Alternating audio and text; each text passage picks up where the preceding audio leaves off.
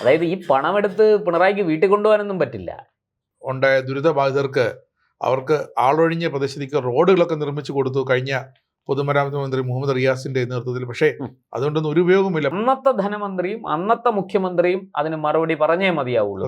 അത് അവരാണ് വിഹിതത്തിൽ കുറവ് വന്നത് എങ്ങനെ എന്ന് ചോദ്യത്തിന് എന്തായാലും അതിന് പിണറായി കൃത്യമായൊരു മറുപടി പറയില്ല. നമസ്കാരം, ഭാരത് ലൈവിലേക്ക് സ്വാഗതം. നമസ്കാരം പ്രശാന്ത്. നമസ്കാരം. ഏറ്റവും പ്രധാനമായൊരു വാർത്തയാണ് ഇപ്പോൾ പുറത്തു വന്നിരിക്കുന്നത്. നമ്മൾ കഴിഞ്ഞ ദിവസം ഒരു ചർച്ച ചെയ്തതാണ്. വയനാട് ചുരൽമലയിൽ ഉണ്ടായ ദുരിതബാധിതർക്ക് അവർക്ക് ആളൊഴിഞ്ഞ പ്രദേശത്തേക്ക് റോഡുകളൊക്കെ നിർമ്മിച്ചു കൊടുത്തു കഴിഞ്ഞ പൊതുമരാമത്ത് മന്ത്രി മുഹമ്മദ് റിയാസിന്റെ നേതൃത്വത്തിൽ. പക്ഷേ അതുകൊണ്ടൊന്നും ഒരു ഉപയോഗമില്ല. പക്ഷേ പുനരധിവാസം ഇന്നും 7 കടലിനും അക്കരെയാണെന്നൊക്കെ അവർ പരിതപിക്കുന്നുണ്ടായിരുന്നു. എൻ്റെ ജനശബ്ദം ആക്ഷൻ കൗൺസിലിൻ്റെ ചെയർമാൻ ഷാജിമോൻ ചുരൽമലയിലേക്ക് വന്ന് ഇവിടെ വന്ന് നമ്മളുടെ കാര്യം വിശദീകരിച്ചിട്ട് പോയിരുന്നു. മനസ്സിന് ഒരുപാട് വിഷമമുണ്ടായിരുന്നു കേട്ടപ്പോൾ. സർവ്വതും നഷ്ടപ്പെട്ട മനുഷ്യർക്ക്. അതെ, അതായത് ആ ചുരൽമലയിൽ എല്ലാം നഷ്ടപ്പെട്ടു. ഉറ്റവർ പോയി, ഉടയവർ പോയി, സ്വന്തം വീട് പോയി, വീടിരുന്ന കല്ലിന്മേൽ കല്ല് പോലെ മണ്ണ് പോയി, തകർന്നുപോയി. അവിടെ ഇനി താമസിക്കാനേ പറ്റില്ല. ഒരു ദുരന്ത നിവാരണ വാണിംഗ് പോലും അവിടെ ലഭിച്ചില്ലായിരുന്നു. അങ്ങനെ അവർ പലരും പല അമ്പലവയലിലേക്കും പലയിടത്തേക്കും വീട് വാടക വീടെടുത്ത് താമസം മാറ്റി. അപ്പം അങ്ങനെ മുഖ്യമന്ത്രിയുടെ ദുരിതാശ്വാസ നിധിയിലേക്ക് വന്ന തുകയൊന്നും കിട്ടിയില്ല. കേന്ദ്ര സർക്കാരിൻ്റെ ഫണ്ടിൽ നിന്നാണ് ഇപ്പോഴത്തെ 2 ലക്ഷം 1 ലക്ഷം ഒക്കെ വെച്ചിട്ട് അവർക്ക് കിട്ടുന്നത്, ഓരോരോ ഷെയറായിട്ട് കിട്ടിയത്, ധനസഹായം കിട്ടിയതെന്നൊക്കെ അവർ പറഞ്ഞു. അവരുടെ പച്ചയോടെ യാഥാർത്ഥ്യങ്ങൾ തുറന്നു പറഞ്ഞു. പക്ഷേ ഇപ്പോൾ കിട്ടുന്ന വിവരം എന്ന് പറഞ്ഞതാണ് 2024-25 CAGയുടെ റിപ്പോർട്ട് ഇപ്പോൾ സഭയിലെ മേശപ്പുറത്ത് വെച്ചിരിക്കുകയാണ്. മുഖ്യമന്ത്രിയുടെ ആ ദുരിതാശ്വാസ നിധിയിൽ നിന്നും 262 കോടി രൂപ വകമാറ്റി ചെലവഴിച്ചു. കണക്കിൽ കുറവ് കാണിക്കാൻ മാറ്റിയിട്ടു. 3000-ൽ പരം കോടി രൂപ ഇനിയും കൊടുത്തു തീർക്കാനുള്ള, അടിയന്തരമായി കൊടുത്തു തീർക്കാനുള്ള തുക ബാധ്യത വച്ചിട്ട് പോയി. പിന്നെ കിഫ്ബിയും പെൻഷൻ കമ്പനിയും വെള്ളാനയും കനത്ത ബാധ്യതയുമാണ്. ഇങ്ങനെ പോകുന്നു CAGയുടെ ഓരോരോ അക്കമിട്ടുള്ള വളരെ കണ്ടെത്തലുകൾ, ആരോപണങ്ങളല്ല കണ്ടെത്തലുകളാണ്. പക്ഷെ വളരെ കഷ്ടമാണ്. ഇങ്ങനെ ഈ ദുരിതാശ്വാസ നിധിയിൽ നിന്നും ഒന്നിനും എടുക്കരുന്ന നിയമമുണ്ട്. അതെ, തീർച്ചയായിട്ടും പിണറായി ഇറങ്ങിപ്പോയല്ലോ. ഇനി പിണറായിക്ക് ആരോടാണ് മറുപടി പറയേണ്ടത്? നോക്കൂ, ഈ രാജ്യത്ത് ഇങ്ങനെയുള്ളവരെ പൂട്ടാൻ നമ്മുടെ നിയമത്തിൽ വകുപ്പുകൾ ഉണ്ടെങ്കിലും അതൊക്കെ ഉപയോഗിക്കുന്നു. മറുപടിയല്ല. ഇപ്പൊ പ്രതിപക്ഷ നേതാവാണ്. ഇതുപോലെ സഭയിൽ ഉന്നയിക്കുമ്പോൾ അദ്ദേഹം എടുത്ത് ചോദ്യം ചോദിക്കേണ്ടതാണ്. ഇത് സഭയിൽ ഉന്നയിക്കുമ്പോൾ ഈ പ്രതിപക്ഷ നേതാവ് ഒരു ചോദ്യവും ഇല്ലാതെ മൗനിയായിട്ട് അവിടെ ഇരിക്കുന്ന കാഴ്ചയാണ് നമ്മൾ കാണുന്നത്. അതെ, എന്ത് ചോദിക്കും? ഇദ്ദേഹത്തിന്റെ മന്ത്രിസഭയാണ്. ഞാൻ മുഖ്യമന്ത്രി ആയിരുന്നപ്പോൾ എന്റെ ദുരിതാശ്വാസ നിധിയിലേക്ക് വന്ന തുകയിൽ 262 കോടി രൂപ എങ്ങനെ കാണാതായി എന്ന് ആരോട് ചോദിക്കും? 262 കോടി രൂപ, അതായത് ഈ CMDRF, chief ministers disaster relief fund, അതിൽ നിന്ന് 262.02 കോടി രൂപ വക മാറ്റിയിരിക്കുക. അതായത് ഈ പണമെടുത്ത് പിണറായിക്ക് വീട്ടിൽ കൊണ്ടുപോകാനൊന്നും പറ്റില്ല. ഇത് ഒരു അക്കൗണ്ടിൽ നിന്ന് വേറൊരു അതായത് CMDRF അക്കൗണ്ടിൽ നിന്ന് ഇതിനെ സഞ്ചിത നിധിയിലേക്ക് ക്രമരഹിതമായി മാറ്റാൻ പാടില്ല. ഗുരുതരമായ കുറ്റമാണ്. അത് പ്രതിപക്ഷമൊക്കെ അന്ന് ആരോടും ഉന്നയിച്ചിരുന്നു, ഈ ഫണ്ട് വകമാറ്റി ചിലവഴിക്കുന്നു. അപ്പൊ അവരെന്താ പറഞ്ഞത്? മുസ്ലിം ലീഗിന്റെയും കോൺഗ്രസിന്റെയും ഒക്കെ 100 വീടുകൾ എവിടെ എന്നൊക്കെ തിരിച്ചു ചോദ്യങ്ങൾ ചോദിച്ച് ഇവരെ ബുദ്ധിമുട്ടിക്കുകയായിരുന്നു. പക്ഷെ സത്യത്തിൽ ഈ 262 കോടി രൂപ ക്രമരഹിതമായിട്ട് പിണറായി സർക്കാർ സഞ്ചിത നിധിയിലേക്ക് മാറ്റിയിരിക്കുന്നു. ഇത് എന്തിനാണ്? ഇത് ജനങ്ങളുടെ കണ്ണിൽ പൊടിയിടാനാണ്. അതായത് ഈ ധനക്കമ്മിയും റവന്യൂ കമ്മിയൊക്കെ കുറച്ച് കാണിക്കാൻ വേണ്ടിയിട്ട്, നമ്മുടെ സർക്കാർ ഇതാ സേഫാണ്, നമ്മൾ സുരക്ഷിതരാണ് എന്നൊക്കെ കാണിക്കാൻ, സാമ്പത്തികമായി ഇവിടെ യാതൊരു പ്രശ്നങ്ങളുമില്ല എന്ന് കാണിക്കാൻ വേണ്ടിയിട്ട് ചെയ്ത തട്ടിപ്പാണ്. ഒരു ഗുരുതരമായ, ശരിക്കു പറഞ്ഞാൽ സാമ്പത്തിക കുറ്റകൃത്യമാണെന്ന് തന്നെ പറയാം. മുഖ്യമന്ത്രിയുടെ ദുരിതാശ്വാസ നിധി ഒരു കാരണവശാലും വകമാറ്റാനുള്ളതല്ല. മറുപടി പറഞ്ഞേ പറ്റുള്ളൂ. അന്നത്തെ ധനമന്ത്രിയും അന്നത്തെ മുഖ്യമന്ത്രിയും അതിന് മറുപടി പറഞ്ഞേ മതിയാവുള്ളൂ. CAG അത് കൃത്യമായിട്ട് ചൂണ്ടിക്കാണിക്കുകയാണ്.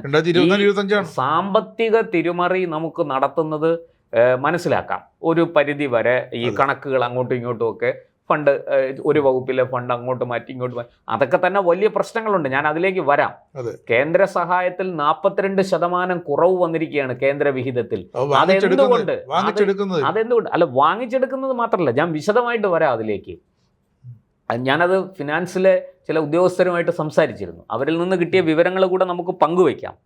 ഇനി അതുപോലെ തന്നെ ഈ തീർപ്പാക്കാത്ത ബാധ്യത 3511 കോടി രൂപയാണ്. പറഞ്ഞല്ലോ 6000 കോടി 8000 കോടിയൊക്കെ ഞങ്ങൾ ബാക്കി 6000 മിച്ചം വെച്ചിട്ട് എന്ത് മിച്ചം വെച്ചു?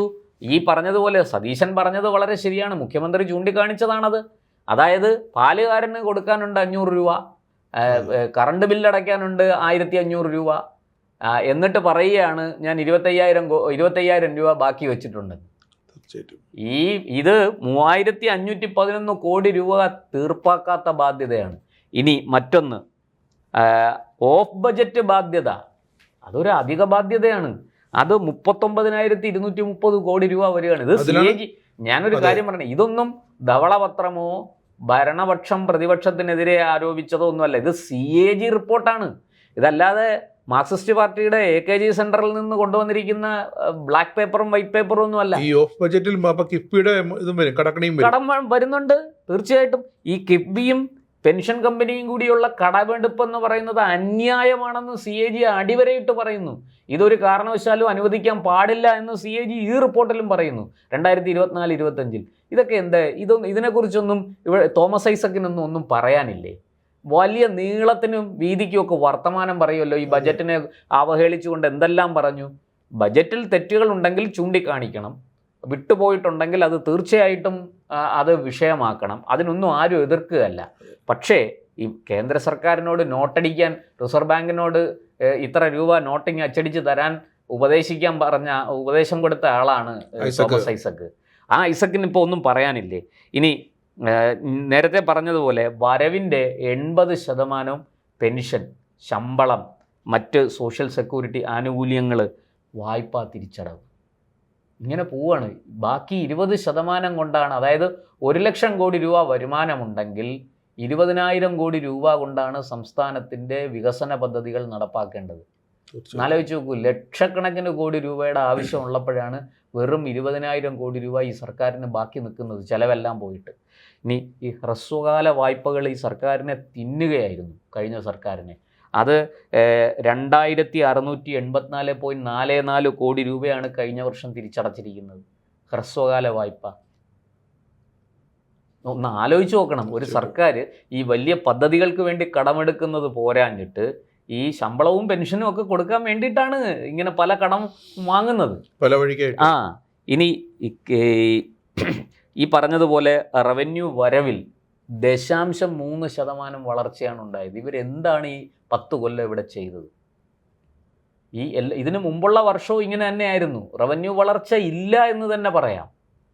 റവന്യൂ വളർച്ച വെറും 0.3% രേഖപ്പെടുത്തിയിരിക്കുന്നത്. ആഭ്യന്തര ഉൽപ്പാദനം 9.30% നിന്ന് 9.97% ഉയർന്നിട്ടുണ്ട്. അത് മാത്രമാണ് ഒരു ചെറിയ ഉയർച്ചയുള്ളത്. ചെലവ് അതേ സമയം 8.97% കൂടിയിട്ടുണ്ട്. കഴിഞ്ഞ വർഷത്തേക്കാൾ 2024-25 ചെലവ് 8.9% കൂടിയിരിക്കുകയാണ്. ഇനിയാണ് ഏറ്റവും പ്രധാനപ്പെട്ടത്, കേന്ദ്ര സഹായത്തിൽ 42% കുറവ് വന്നിരിക്കുന്നു. എങ്ങനെ കുറവ് വന്നു? എന്തുകൊണ്ട് ഈ കുറവ് നികത്താൻ ഉള്ള, ഇവിടെ ഇരുന്ന് കേന്ദ്രം സഹായിക്കുന്നില്ല, കേന്ദ്രം ഫണ്ട് വെട്ടിക്കുറച്ചു, പദ്ധതി വിഹിതം വെട്ടിക്കുറച്ചു എന്നൊക്കെ പറയുന്നല്ലോ. സത്യത്തിൽ എന്താണ്? ഞാൻ അന്വേഷിച്ചപ്പം ആരോഗ്യ വകുപ്പ് അങ്ങനെ തുടങ്ങിയ ചില വകുപ്പുകളിൽ വലിയ രീതിയിൽ പണം വന്നിട്ടുണ്ട്. അതായത് എല്ലാ വർഷവും കിട്ടേണ്ട തുക പൂർണ്ണമായിട്ടും കിട്ടിയിട്ടുണ്ടെന്ന് തന്നെ പറയാം. കേന്ദ്ര വിഹിതമാണത്, കേന്ദ്രം തരേണ്ടതാണ്, സംസ്ഥാനത്തിന് അവകാശപ്പെട്ടതാണ്. പക്ഷെ ചില വകുപ്പുകളിൽ പണമേ വരുന്നില്ല. അതിൻ്റെ കാരണം എന്താണെന്ന് അന്വേഷിച്ച് ചെല്ലുമ്പോഴാണ് നമ്മൾ ഞെട്ടിപ്പോകുന്നത്. ഈ സർക്കാർ യൂട്ടിലൈസേഷൻ സർട്ടിഫിക്കറ്റ് കൊടുക്കുന്നില്ല. മുമ്പൊക്കെ കോൺഗ്രസ് ഭരിച്ചിരുന്നപ്പോൾ എങ്ങനെയാണ്? യൂട്ടിലിറ്റി സർട്ടിഫിക്കറ്റ്, ഈ ഫണ്ട് ഞങ്ങൾ വേണ്ട വിധത്തിൽ വിനിയോഗിച്ചു, പദ്ധതി പൂർത്തിയാക്കി, ഉദ്ഘാടനം കഴിഞ്ഞു എന്നൊക്കെ അങ്ങോട്ട് ഒരു വെള്ള പേപ്പറിൽ എഴുതി സീലും വെച്ച് അങ്ങ് കൊടുത്താൽ മതിയായിരുന്നു. ഇപ്പോൾ അത് പോരാ. ഇപ്പോൾ ജിയോ ടാഗിംഗ് ഉണ്ട്. ഒരു പ്രോജക്റ്റ് സമർപ്പിക്കുമ്പോൾ ആ പ്രോജക്റ്റിൽ എത്ര കോടി രൂപയാണോ അതിൻ്റെ ചെലവ് പ്രതീക്ഷിക്കുന്നത് അതിനനുസരിച്ചാണ് നീതി ആയോഗ് വഴി അതിൻ്റെ ഫണ്ട് തീരുമാനിക്കുന്നത്, കേന്ദ്രവിഹിതം തീരുമാനിക്കുന്നത്. ആ കേന്ദ്രവിഹിതം ഘട്ടം ഘട്ടമായിട്ടാണ് കിട്ടുന്നത്. ഈ പദ്ധതി 4 ഘട്ടങ്ങളായിട്ടാണ് നടപ്പാക്കുന്നതെങ്കിൽ ഈ കേന്ദ്ര വിഹിതത്തെ 4ആയിട്ട് വീതിക്കും. അതിൽ ആദ്യം തരേണ്ടത്, രണ്ടാമത് തരേണ്ടത്, മൂന്നാമത് തരേണ്ടത്. അപ്പോൾ 1-ാം ഘട്ടം പണം വന്നു കഴിഞ്ഞാൽ 1-ാം ഘട്ടം ചിലപ്പോൾ സംസ്ഥാനമായിരിക്കും ചെലവഴിക്കേണ്ടത്. അവിടെ ചെലവഴിച്ചിട്ട് കൃത്യമായിട്ട് അതിൻ്റെ എല്ലാ ഫോട്ടോസും വീഡിയോസും സഹിതം കൊടുക്കണം. അതിൻ്റെ നിർമ്മാണ പ്രവർത്തനങ്ങൾ ഉണ്ടെങ്കിൽ അതുൾപ്പെടെ അത് കൊടുത്തു കഴിഞ്ഞാൽ മാത്രമേ ആ 1-ാം ഘട്ടം ഫണ്ട് അനുവദിക്കുകയുള്ളൂ. അത് കഴിഞ്ഞ് 2-ാം ഘട്ടം.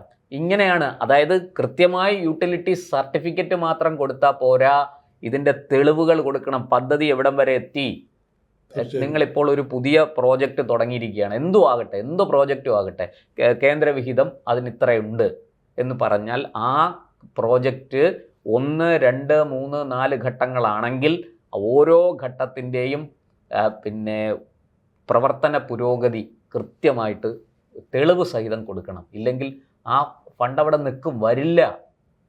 ഫണ്ടുണ്ടോ? ഉണ്ട്. എവിടെ? അക്കൗണ്ടിൽ വന്ന് കിടപ്പുണ്ട്, എടുക്കാൻ പറ്റില്ല.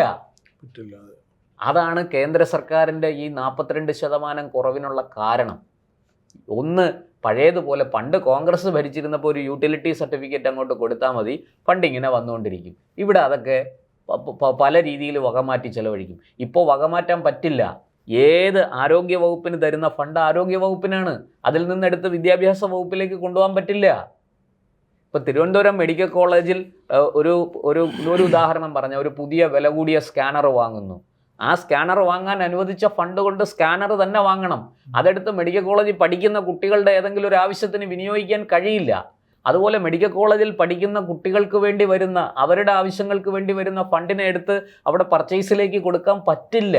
അക്കൗണ്ടിലേക്ക് വന്നാലല്ലേ അതൊക്കെ പണ്ട് ഈ ഫണ്ട് അക്കൗണ്ടിലേക്ക് വന്നാലല്ലേ ചിലവാക്കാൻ പറ്റുള്ളൂ. അതെ, ഇതിപ്പം അക്കൗണ്ടിൽ നിന്ന് തടഞ്ഞു വെച്ചു, അക്കൗണ്ടിൽ കിടപ്പുണ്ട്, എടുക്കാൻ പറ്റില്ല. ഫണ്ടുണ്ടോ എന്ന് ചോദിച്ചാൽ ഫണ്ടുണ്ട്. അപ്പോൾ കേന്ദ്ര സർക്കാരിനെ കുറ്റം പറയാൻ പിണറായിക്ക് യാതൊരു യോഗ്യതയുമില്ല, അർഹതയുമില്ല. പിണറായി മീൻസ് പിണറായി സർക്കാരിന്. അവര് ഈ ഫണ്ടെല്ലാം കൃത്യമായിട്ട് ചെലവഴിച്ച് ഇതിൻ്റെ എല്ലാ തെളിവുകളും യൂട്ടിലിറ്റി സർട്ടിഫിക്കറ്റ് അടക്കം അങ്ങോട്ട് കൊടുത്താൽ മാത്രമേ ആ ഫണ്ടിൻ്റെ തുടർച്ചയുണ്ടാവുള്ളൂ. അതായത് ഫണ്ട് 1, 2, 3, 4 എന്നൊക്കെ പറയുന്ന രീതിയിൽ അനുവദിക്കുകയുള്ളൂ. അതെ, ഒരു 2 ദിവസം കഴിയുമ്പോഴത്തേക്കും ഈ CAG റിപ്പോർട്ടിന്മേൽ സഭയിൽ ചർച്ച തുടങ്ങും. അതെ. അപ്പോൾ സാധാരണഗതിയിൽ പ്രതിപക്ഷമാണ് ഭരണപക്ഷത്തെ എടുത്ത് കുടയുന്നത്. ഇതൊരു സർക്കാർ ഒരു സർക്കാർ ഭരണം മാറിയതാണ് LDF-ൽ നിന്നും UDF-ലേക്ക്.